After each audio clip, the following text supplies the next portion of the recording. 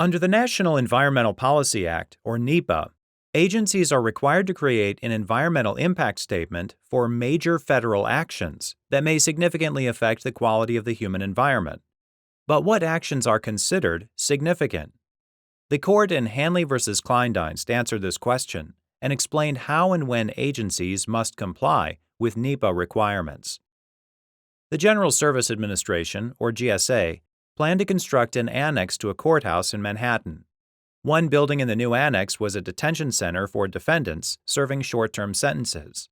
Residents living near the courthouse, including Denis Hanly, sued the GSA, seeking an injunction to stop construction of the annex.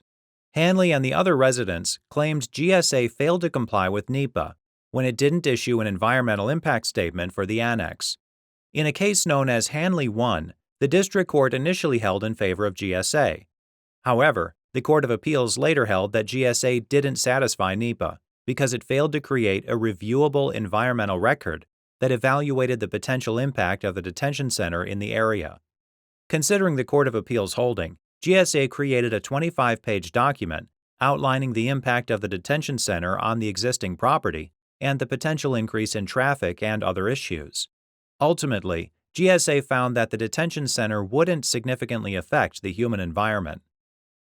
Hanly and other residents and businesses in the area filed a new lawsuit against Richard Kleindienst, Attorney General of the United States.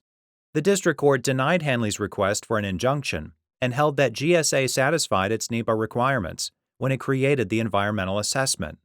Hanly and the other residents appealed, claiming that GSA's assessment was still inadequate under NEPA. The residents also argued that GSA failed to give the public adequate notice and an opportunity to comment on GSA's plan to build the annex.